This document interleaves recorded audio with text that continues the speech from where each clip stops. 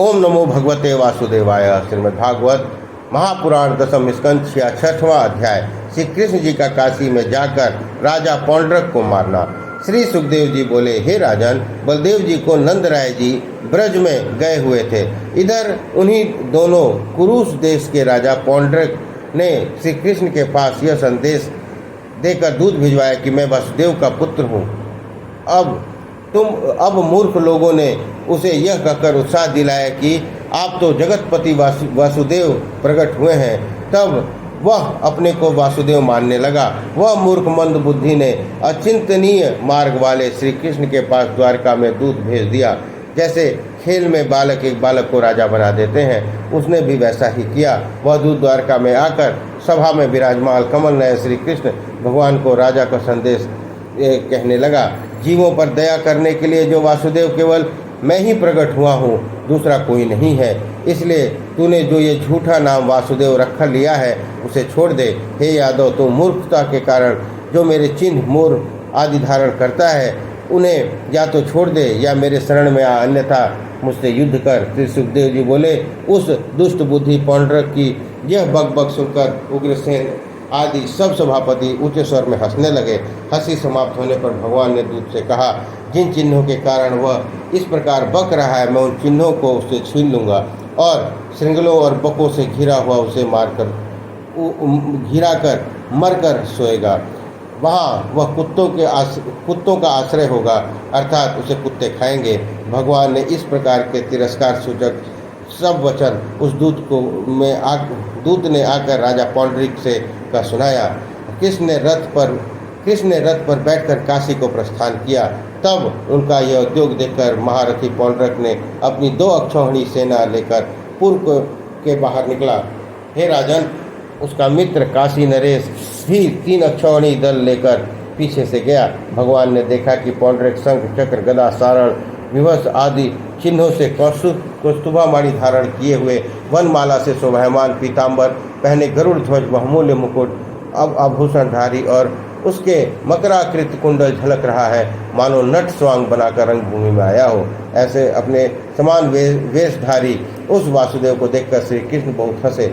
इसी समय शत्रुओं ने उन भगवान पर अपने त्रिशूल, गदा, पारित, बर्छी, अरिष्टि, पास, भाला, खड़िक, पाटिस बाणों से प्रहार करना आरंभ कर दिया। यह देख कृष्ण ने भी पौंड्रिक तथा काशीराज की हाथी, घोड़े, रथ, पैदलों से युक्त अक्षौहिणी सेना को अपनी गदा, खड़ग, चक्र, बाणों से इस प्रकार संहार किया जैसे प्रलय के समय अग्नि सब प्रजा का संहार करती है।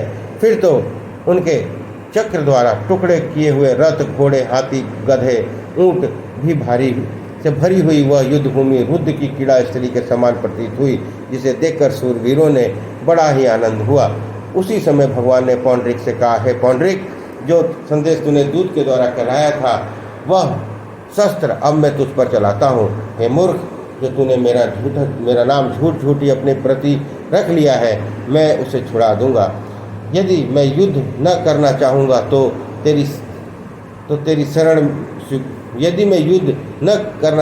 तो तेरी शरण का स्वीकार कर लूँगा। इस प्रकार पौंड्रिक को तिरस्कृत करते हुए अपने तीक्ष्ण बाणों से उसे रक्तहीन कर दिया।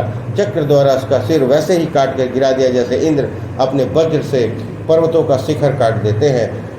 साथ ही बाणों से काशीराज का सिर धड़ से अलग कर काशी में उसे भी गिरा दिया, जैसे वायु कमल कोश को गिरा देती है। इस प्रकार श्री कृष्ण ने उस मत्सर भाव वाले पौंड्रिक को उसके मित्र सहित मारकर उसका अंत कर दिया। सिद्धों ने उनका यशोगान किया। इस प्रकार भगवान द्वारका चले गए।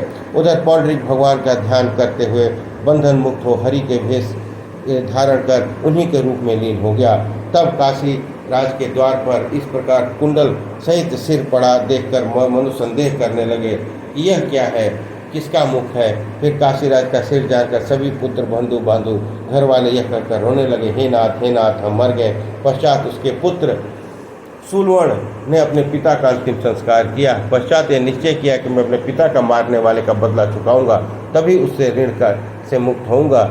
इस विचार से उसने महादेव जी की पूजा की। तब महादेव जी ने कहा, तू ब्राह्मणों के समान आज्ञाकारी दक्षिणाग्नि का मारण विधि का पूजन कर तो वह अग्नि प्रथमों के साथ तेरे मनोरथ को पूर्ण करेगी, परंतु यह प्रयोग उसी पर चलेगा जब ब्राह्मणों का भक्त न होगा। इस भांति महादेव जी ने आज्ञा पाकर वह नियम धारण करके श्री कृष्ण जी पर मारण प्रयोग करने का उद्योग करने लगा। तब कुंडों में से अत्यंत भयानक मूर्ति वाले अग्निदेव प्रकट हुए, जिनके तपे हुए तांबे की तरह केस और दाढ़ी मूछें थी। उनके नेत्रों में से अंगारे बरस रहे थे। जिसने दाढ़ी ऊंची और भ्रिकुटी दंड से जिनका विकराल रूप था, ऐसा वह अग्नि अपनी जिह्वा से होठों को चाटता हुआ नग्न दीप्तियमान त्रिशूल घुमाता हुआ ताल के समान लंबे पैर से भूतल को कंपित करता हुआ भूतगणों के साथ लिए हुए और दिशाओं को जलाता हुआ द्वारका की ओर दौड़ा। तब जैसे वन में आग लगने से मृग त्रास पड़ते हैं, वैसे ही उस कत्याग्नि को देखकर समस्त द्वारकावासी भयभीत हो गए। वे सभी भयभीत होकर चौपड़ खेलते हुए कृष्ण जी के पास जाकर बोले, हे त्रिलोकनाथ जी, पुरी को जलाने वाली अग्नि से रक्षा कीजिए। शरणदाता भगवान ने सबकी विफलता का वचन सुन अपने बंधुजनों को भयभीत देकर हंसते हुए कहा, भय न करो, मैं रक्षा करूंगा। तब सबके भीतर बाहर के साक्षी समर्थ भगवान श्री कृष्ण महादेव जी की कृत्याग्नि को जानकर उसे नाश करने के लिए उनके पास रहने वाले सुदर्शन चक्र को आज्ञा दी। वह करोड़ों सूर्य के समान प्रलाग्नि और कांतिमान और अत्यंत ही दीप्तिमान भगवान के अस्त्र सुदर्शन अपने तेज से आकाश, दिशा, स्वर्ग, पृथ्वी को प्रभावित करता हुआ अग्नि को पीड़ित करने लगा। हे राजन, कृष्ण जी ने अस्त्र को उसे बहुत मारा और मुंह तोड़ दिया।